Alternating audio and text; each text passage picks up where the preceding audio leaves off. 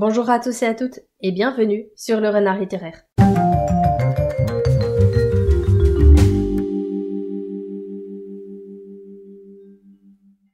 J'espère que vous allez bien. Moi, je suis ravie de vous retrouver aujourd'hui pour une nouvelle vidéo. On va faire un update lecture dans lequel je vais vous parler du 3e tome des chroniques de l'érable et du cerisier, de la cité des livres qui rêvent, du 1er tome de la maison des jeux et enfin de Clara et le soleil. Donc on va commencer tout de suite. Je débute cette update lecture avec ma lecture du tome 3 des chroniques de l'érable et du cerisier qui se nomme L'ombre du shogun. C'est toujours écrit par Camille Monceau et publié chez Gallimard. Je tiens tout de suite à préciser que je vais spoiler quelques éléments des 2 premiers tomes, voire même de ce tome 3. Donc si vous ne l'avez pas lu et pas lu les différents tomes précédents, je vous invite à skipper cette petite partie. Donc ce tome 3 ne se situe pas tout à fait dans la continuité de la saga puisqu'on va effectuer un retour en arrière, revenir à la toute fin du premier tome et suivre les périples du point de vue Inaime, la jeune fille au masque de No. On va découvrir ses aventures, son voyage à travers le Japon et surtout sa quête de liberté. J'attendais ce tome 3 avec beaucoup d'impatience, comme je le disais dans ma vidéo du bilan de mi-année que je vous remets dans le petit i. Dès que j'ai appris sa date de sortie, je me suis hâtée de le réserver en bibliothèque et je dois dire que je ne suis absolument pas déçue. Ce tome 3 est à mes yeux une réussite et surtout c'est le meilleur de la saga pour le moment. Et qu'un tome 3 soit le meilleur d'une saga de 4 tomes est assez rare à mes yeux pour que cet événement soit souligné. Tout d'abord, j'ai adoré retrouver l'histoire sous le prisme d'un personnage nouveau et aussi mystérieux que celui de Inaime. J'avais trouvé que ça apportait directement un vent de fraîcheur à la saga puisque je dois bien avouer qu'à la fin du 2e tome, Ichiro m'avait un poil agacé par ses choix, loin d'être toujours judicieux. Pourtant, je dois dire que quand j'ai compris à la fin du tome 2 que le prochain tome serait raconté du point de vue d'Inaime, j'étais assez sceptique. J'avais peur que ce soit long, que ce soit une sorte de redite des événements qu'on connaît déjà, mais avec un autre point de vue comme Midnight Sun de Twilight. Fort heureusement, l'autrice évite ce piège et nous offre une histoire unique, des péripéties nouvelles et une trame qui nous fait limite oublier les personnages qu'on a croisés auparavant. L'histoire est une fascinante quête de liberté dans un Japon féodal où les femmes ne peuvent pas être maîtresses de leur destin. Et j'ai pris beaucoup de plaisir à suivre Inaime dans cette quête, voir ce qu'elle va mettre en place pour devenir maîtresse de ses actes, pour ne plus subir et ne plus être un pion dans un jeu qui la dépasse totalement et qui ne cesse de lui rappeler que ce n'est qu'une pièce, que ses envies et ses émotions n'ont pas la moindre valeur. Ce tome n'échappe pas au schéma narratif de ses prédécesseurs dans le sens où c'est une lecture fleuve. Le rythme peut paraître assez long, mais depuis le départ, j'aime ce parti pris où on se sent embarqué dans une histoire, dans ce rythme assez tranquille, mais où à partir du moment où on prend du recul, on voit qu'il s'est passé plein de choses, que nos personnages ont évolué et que toutes les informations qui nous ont été données ont bien été digérées, qu'on n'a pas la sensation qu'il y a beaucoup trop d'événements et de world building d'un seul coup et que ça devient rapidement incompréhensible parce que c'est donné en gros blocs. Ici, pas du tout. Camille Monceau a écrit une œuvre dense, mais elle arrive à distiller toutes les informations nécessaires qui font qu'on n'a pas l'impression d'être noyé et qu'on peut profiter du voyage et du livre. Le seul point noir dans cette narration se situe à la toute fin. Je comprends l'utilité de cet arc narratif pour mettre une sorte de point final à l'évolution d'Inaime et nous montrer tout le chemin qu'elle a parcouru, mais j'ai aussi eu l'impression que l'autrice avait mis un grand coup de frein pour éviter d'amorcer le sujet central et essentiel du livre, à savoir les origines d'Inaime. Pour ce qui est des personnages, je dois dire que j'étais très contente d'en découvrir des nouveaux, des portraits de femmes fortes, chacune à leur manière. Je les ai trouvées attachantes et crédibles, quand bien même certaines ne font que de brefs passages. C'était encore une fois très bien écrit et je le dis à chaque fois que je parle de cette saga, mais l'autrice a un talent de conteuse hors pair. Me faire aimer un livre écrit à la première personne du singulier, c'est pas une chose facile et Camille Monceau y parvient sans aucun problème. Son style d'écriture est soutenu sans être trop alambiqué, c'est très soigné, on voit qu'il y a une réflexion, que chaque mot est à sa place et porteur de sens. Bref, c'est un roman que je vous conseille et ce tome 3 est une franche réussite. Le dernier volume sortira en 2025. D'ici là, je vais prendre mon mal en patience, mais je pense que ça vaut vraiment le coup.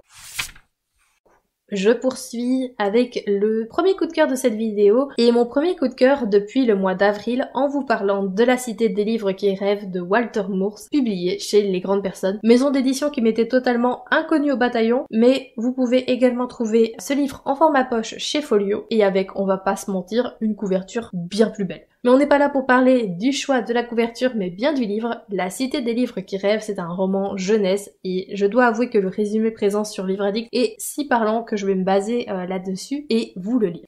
Ici commence l'histoire. Elle raconte comment je suis entrée en possession du livre sanglant, comment j'ai atteint l'orme.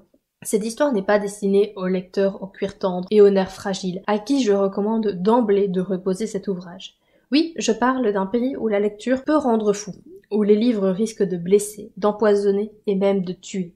Seul celui qui est prêt à accepter le risque de me lire, à mettre sa vie en jeu pour avoir sa part de mon histoire, doit me suivre jusqu'au prochain paragraphe. Mais ne perdons pas plus de temps et entamons notre périple, car il s'agit bien d'un voyage qui nous mènera à Bouquimbourg, la cité des livres qui rêvent. Le récit fantastique et horrifique d'Hildeguste Taimit, jeune dragon et poète qui bravera tous les dangers des catacombes de Bouquimbourg, hanté par le roi des ombres pour retrouver l'auteur du manuscrit parfait. C'est un roman qui m'a été conseillé à de nombreuses reprises par des membres du book club et étant donné qu'on partage les mêmes goûts, j'ai moi aussi tenté l'aventure et comme je comprends leur enthousiasme puisque je le partage également. Tout d'abord, j'ai pris un plaisir fou à découvrir l'univers et toutes les trouvailles de l'auteur. Il y a un world building incroyable, très riche et très dense qui rend l'immersion très facile. Bouquimbourg, c'est la définition du paradis pour les amateurs de livres, pour peu qu'on reste en surface évidemment. Il y a des librairies de partout, spécialisées ou non, des conteurs, des personnes qui récitent des poèmes, des pâtisseries littéraires, mais l'auteur n'a pas seulement travaillé sur les endroits où se déroule l'action. Il a également inventé des créatures magiques inédites et même les créatures les plus communes sont retravaillées de sorte à devenir totalement uniques. Et puisque la Cité des livres qui rêvent est un livre qui parle de livres, Walter Moors a poussé le bouchon encore plus loin dans la création de son univers en inventant plein de titres de livres, des courants littéraires, des auteurs, des extraits de ces livres. Je n'ai jamais vu un tel sens du détail et de la minutie pour rendre son univers aussi fourmillant et vivant.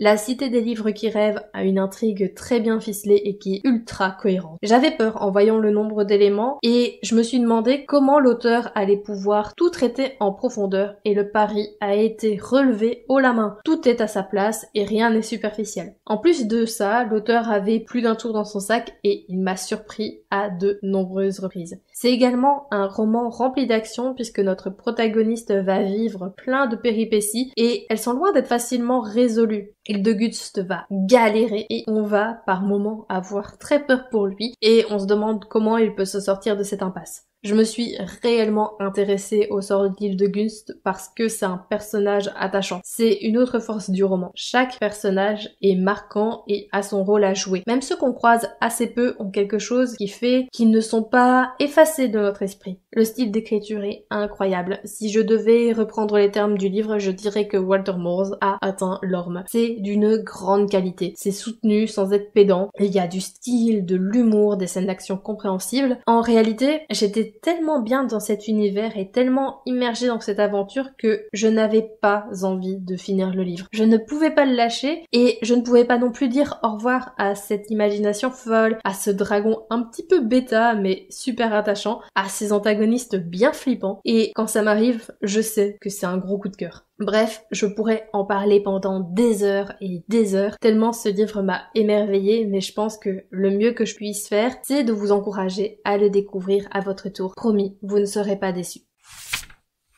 On ne va pas se mentir, c'est difficile de passer après un livre qui a atteint l'orme et cette novella m'a rappelé douloureusement que l'orme ne se cache pas dans tous les livres de la planète. J'ai lu pour le prix Livre Addict dans la catégorie fantastique le premier tome de la trilogie La Maison des Jeux, Le Serpent. C'est écrit par Claire North et publié chez Le Bélial. Dans ce premier tome, on est à Venise en 1610 et on va suivre le personnage de Taine qui est marié de force à un homme odieux. Il est alcoolique, ne la respecte pas du tout et il fait tout pour la mettre en colère et justement, il se dit que c'est une bonne idée de commencer à dilapider la fortune familiale dans une sorte de casino qui s'appelle s'appelle la maison des jeux. Et Ten, qui est obligé de le suivre dans cette maison des jeux, va essayer de passer outre son comportement et de son côté, elle va plutôt commencer à se mettre aux échecs. Il se trouve qu'elle est plutôt douée et elle va rapidement être repérée par les dirigeants de la maison des jeux et avoir l'occasion de rentrer dans les hautes sphères de cette société. La seule condition, c'est de gagner un jeu grandeur nature.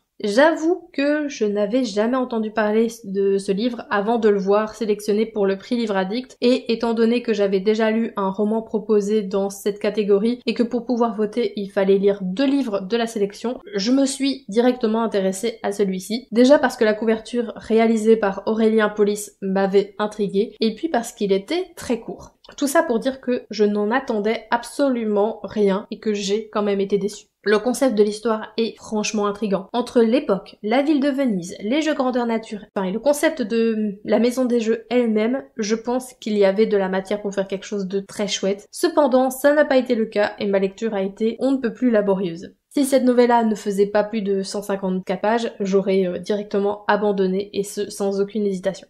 Le premier problème, c'est que tout est superficiel. Je ne sais pas si c'est dû à son format de nouvelle qui fait qu'il faut être concis et tranché dans le vif, mais tout m'a paru sous-exploité. Déjà, j'ai eu du mal à me sentir immergée dans l'univers proposé. Que ça se passe à Venise en 1610 n'avait pas l'air d'avoir une importance fondamentale, puisque je n'ai pas eu l'impression d'y être. Certes, il y avait quelques canaux, quelques gondoles, mais ça s'arrête là. J'aurais aimé que cet aspect spatio-temporel soit davantage exploité pour qu'on puisse avoir un roman avec une ambiance très marquée. Outre ce point, l'histoire était assez ennuyante. Ce qui est étonnant pour un livre qui a comme concept un jeu grandeur nature. C'est un jeu qui est plus tourné vers la politique, mais c'est quelque chose que j'aime retrouver dans mes lectures, et là ça m'a vraiment ennuyée. En plus, il y a de nombreux flashbacks qui font que le jeu a beaucoup avancé, mais sans nous. Il y a également très peu d'interaction entre les différents personnages, ce qui est très étrange, et aussi très peu de suspense, ce qui fait qu'on se doute facilement de l'issue finale.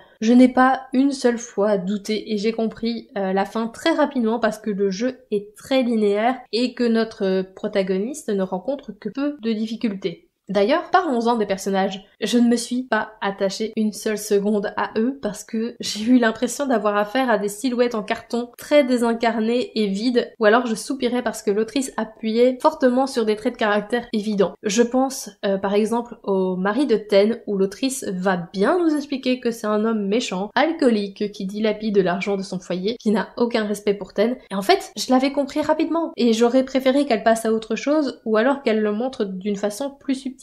En ce qui concerne Ten, elle m'a laissé une impression de neutralité. Il y a rien de marquant dans ce personnage, rien qui a attiré mon attention. Et la cerise sur le gâteau, c'est la narration. Ce premier tome est écrit à la première personne du pluriel, voire à la seconde personne du pluriel. Je dois avouer que c'est original, c'est la première fois que je voyais ça, et j'adorerais dire que cette forme de narration est géniale, innovante, mais en réalité, j'ai détesté. Je pense que utiliser un pronom qui englobe le lecteur et le narrateur pour plonger davantage dans sa lecture et dans l'univers, c'est une fausse bonne idée. Déjà parce que j'ai eu l'impression d'être dans un jeu vidéo. Cette narration avait vraiment ce côté guidé des jeux vidéo et ça ne m'a pas plu du tout. En plus de cela, j'ai eu l'impression que l'autrice m'expliquait et m'imposait des réactions que je devais avoir, quels sentiments je devais ressentir à l'égard de tel ou tel personnage, ce que j'ai trouvé rapidement insupportable puisque je ne pense pas avoir besoin qu'on me dicte ma conduite et mes réactions. Même si le concept de maison des jeux est intéressant et qu'il doit être davantage expliqué dans les tomes 2 et 3, je vais m'arrêter là personnellement. Le tome 1 ne m'a pas du tout convaincue et j'ai vraiment pas envie d'aller plus loin.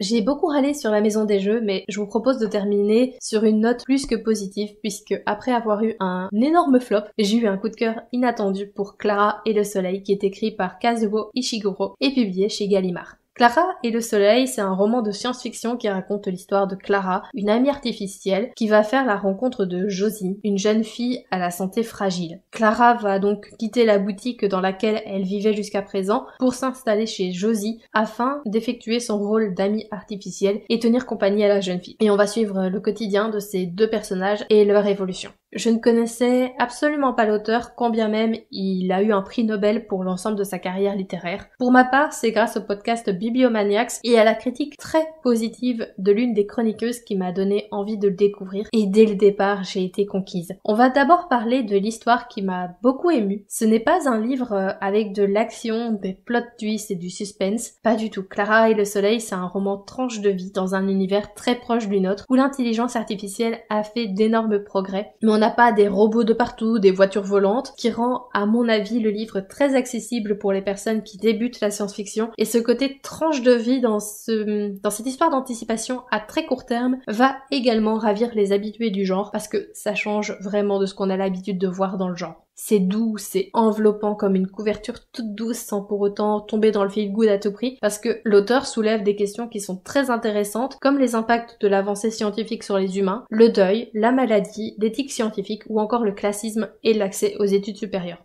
Et je trouve qu'il ne tombe pas dans le piège des extrêmes et que l'auteur a vraiment les mots justes et qu'il propose des réflexions qui sont super intéressantes si on est prêt à les entendre. Je me suis aussi beaucoup attachée au personnage de Clara. La chroniqueuse de Bibliomaniacs disait qu'on oublie rapidement que Clara n'est pas une humaine. Et c'est vrai. Je me suis pas mal insurgée contre certains comportements qu'ont les humains envers elle, comme par exemple la gouvernante qui arrête pas de l'appeler AA, donc diminutif de ami artificiel, alors qu'en fait c'est un robot et l'auteur arrive à nous faire oublier cet aspect dès le départ. J'ai aussi beaucoup aimé le fait que ce ne soit pas une banque de données dès le départ, qu'elle ait besoin d'observer pour emmagasiner les informations et les retenir.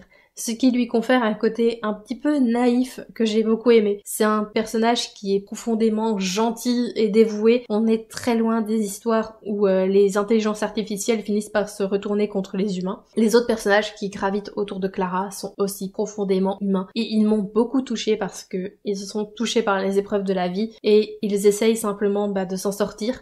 C'est aussi super bien écrit, il y a un sens du détail qui ressort de la plume de l'auteur et j'ai beaucoup aimé sa poésie, sa justesse et sa précision. C'est un livre qui m'a fait beaucoup de bien, qui m'a fait vivre plein d'émotions alors que je ne m'y attendais pas du tout. Et comme pour la cité des livres qui rêvent, je ne pouvais pas m'empêcher de tourner les pages, de me plonger corps et âme dans ce livre, mais au fur et à mesure que je voyais le nombre de pages diminuer, je me voyais pas du tout prête à quitter ce livre, ces personnages, et c'est clairement un roman qui aura marqué mon année 2023.